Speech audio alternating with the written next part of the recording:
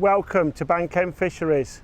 I'm possibly sat on the most wanted peg in South Yorkshire. I'm sat on Match Lake, peg 15, and I'm here for a margin party.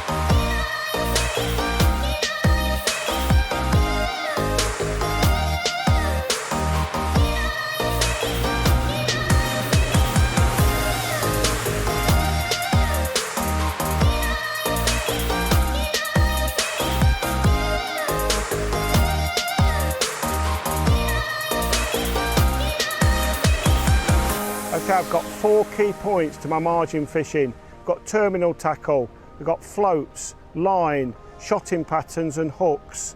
And then we've got getting the right depth. We're going to be fishing into a near side shelf, so getting the right depth is really key. And then we've got bait choice, all sorts of baits that we can use in the margins. And then we've got timings, and that means putting it all together.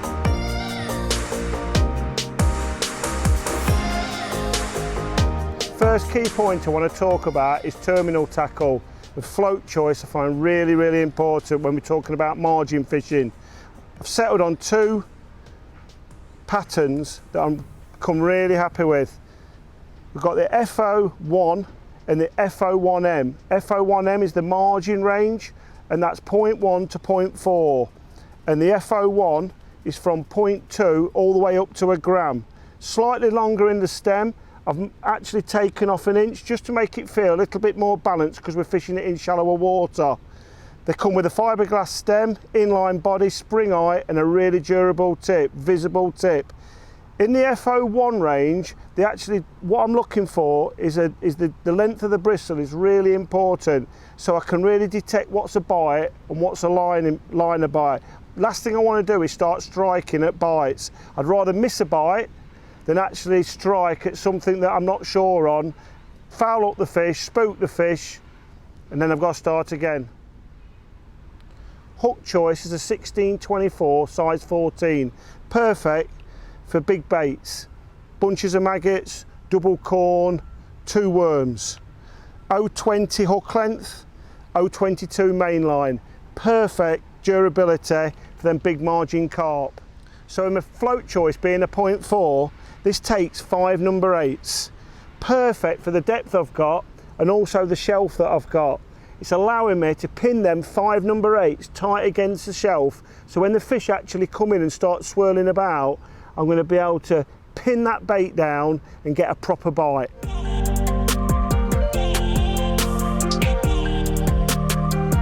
Plumbing up in the margins, nice big heavy plummet. Let's find that shelf. Once I've decided on the distance that I'm going to fish, whether it's long or whether it's short, I've now got to find the right depth. What I'm looking for on the commercials for carp fishing is about 2 foot, 2 foot 6. That's my starting point. And then what I'm looking for is the shelf. How steep the shelf is. As you can see there, as I've drawn the float into the bank, the shelf is probably come up about 6 inches over an area of about 1 foot. So I'm lining up on my marker, drawing the float in, and I'm picturing my shelf on the bottom. And now I'm going to want my lead to sit against the shelf. So if more fish come into the swim, I'm going to draw that lead into the swim to really pin that bait down so it's not swirling around when the fish are in my swim. My next rig. If the fish start to come in and they start to push the bait further up the shelf,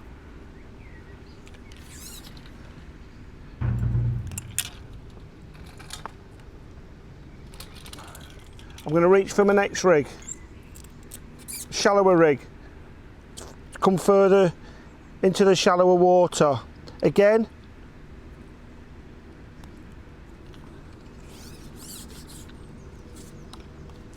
Initially, I'm just trying to get a mental thought on how that slope is. Just vision that slope under the water.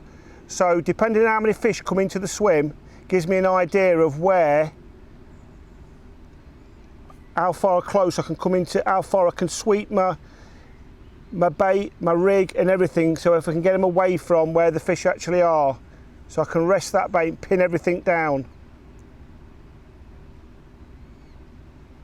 So again, probably coming about another foot there, it's another 6 inches shallower. Again, shelf's quite steep, but that's perfect for me.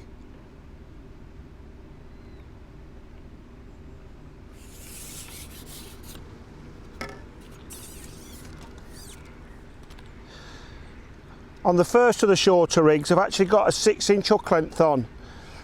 That's so I can lay more line on the bottom if there's more fish swirling around. But if there's not so many fish in my swim and they're coming in, being a little bit more sensitive, I'm only going to have a 4-inch hook length.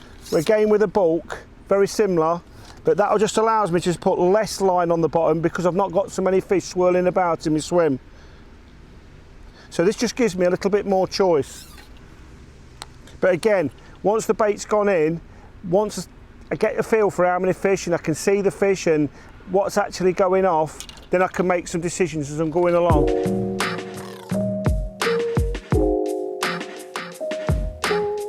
So bait choice for my margin party is basically put together with all different types of baits that I've saved up over the winter.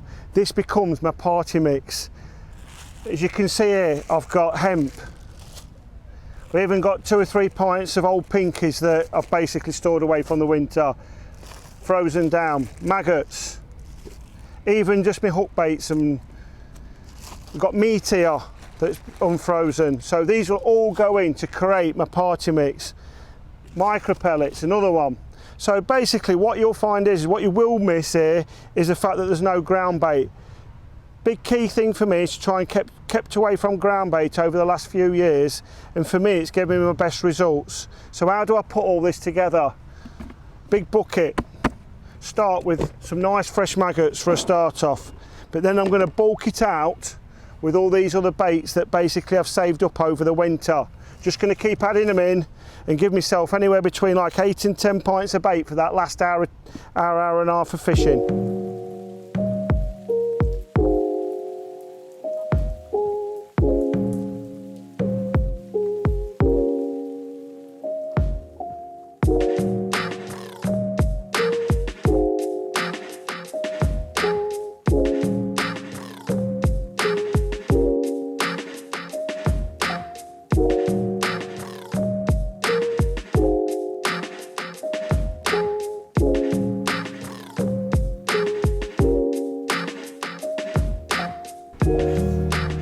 So right, it's getting to that time now where we're going to be feeding the margins. We're going to be putting in 3 pots to kick it off with. Every venue's got its own times to start feeding the edge. Normally, an hour to 2 hours to go is normally the killing time.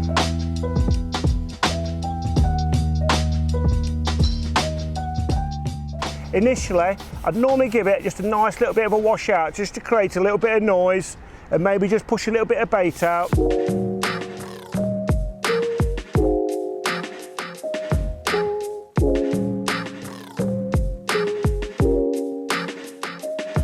And normally I'd give that around about 10 minutes. Look for any signs, water disturbance, and obviously there's the signs of the fish tailing up on it.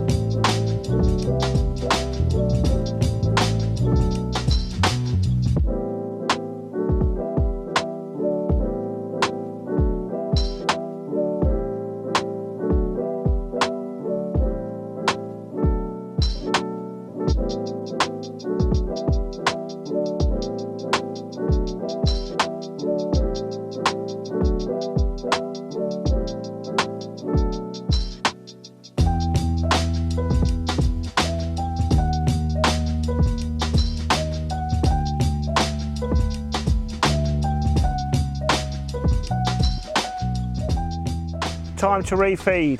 So after catching them last 3 fish, really good fish, it's now time to refeed.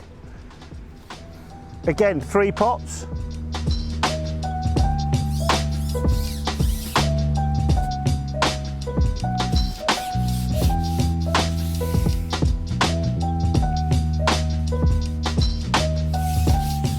So we're repeating the process. Once this 3rd pot's in, I'm going to leave it for 10 minutes. We'll fish that short line again and let the fish settle and get confidence over that bait.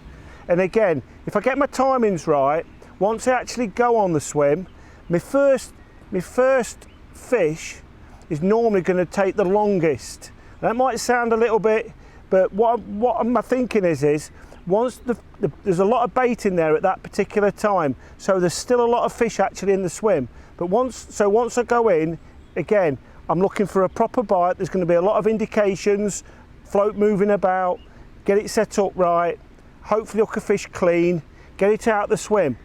The fish will still be feeding again. They'll get in the reds down while I'm playing the fish. So then when I go back into the swim, there's going to be less bait there. So they're going to be searching, they're going to be grabbing the bait that's there because there's less bait all the time. So again, hopefully, another clean fish, straight out the swim, playing the fish. You're going back in for your 3rd fish. Normally, that's when we're trying to get my timings right. Your last fish is normally the quickest fish. Get your quickest bite. It's literally in and straight under because there's literally no bait left. So once that's happened, then we're going to repeat the process again.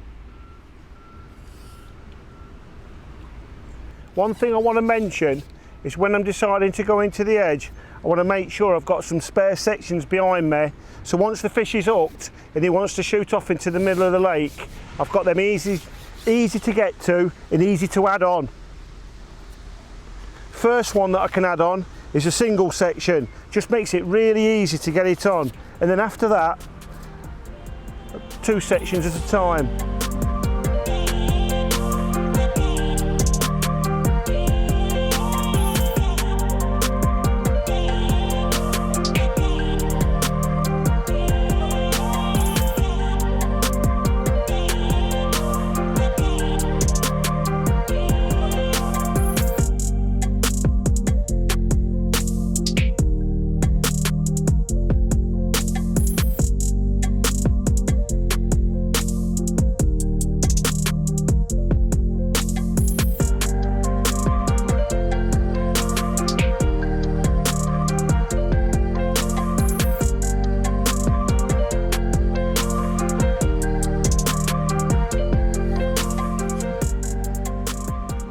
Once I start fishing in the margins, I go to my 22-inch landing net. During the day I've been using a smaller one while I've been fishing out there with F1s, but once I move into the margins,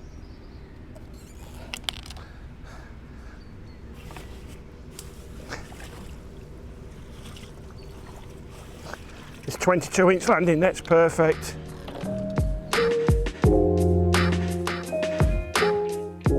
Once you've landed the carp, a tip that I've got for unhooking the fish is gently with the palm of your hand, putting it over his eyes, makes it a lot easier to unhook the fish.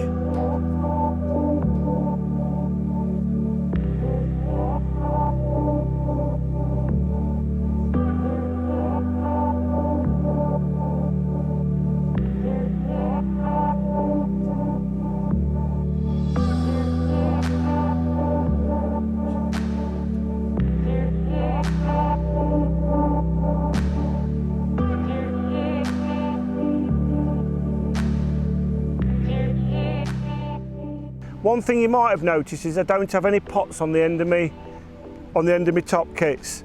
When I'm fishing for big carp, I try and keep it all down to big potting.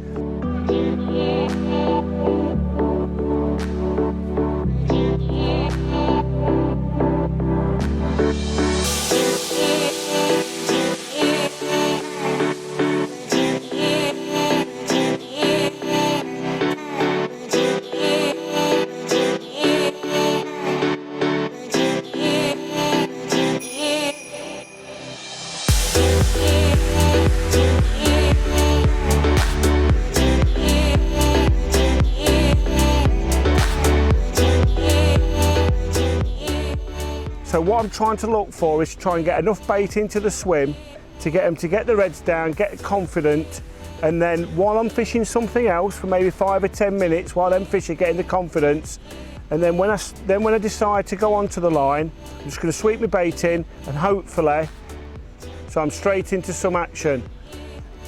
But if I'm not, initially, when I go on my swim, what I'm expecting is liners and indications.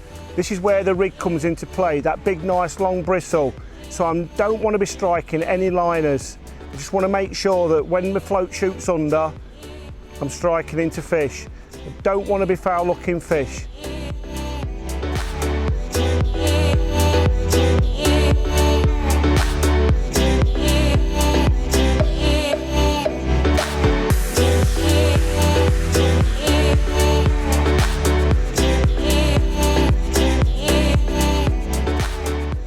So once I've pictured the fish that's in my swim, it might be 3, 4, 5, 6, 7, 8 fish, depending on the indications that I'm getting, that'll determine how I place my rig into my swim, whether it's directly on the bait or whether I draw it up into the shelf to keep it a little bit away from the baited area.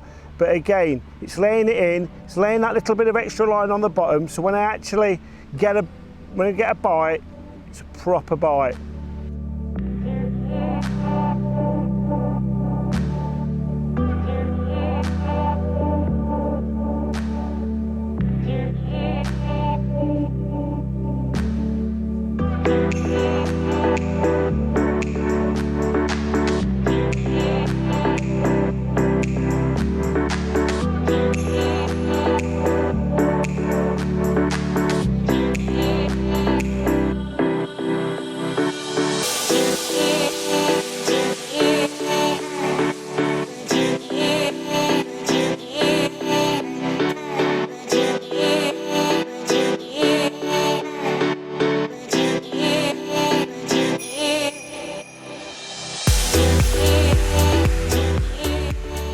We have to start the process again. Again, we're feeding them in that 2.5 foot of water, 4 feet away from the bank, which is allowing me some room between the baited area and the bank to get me shallower rig in and pin that float up against the shelf.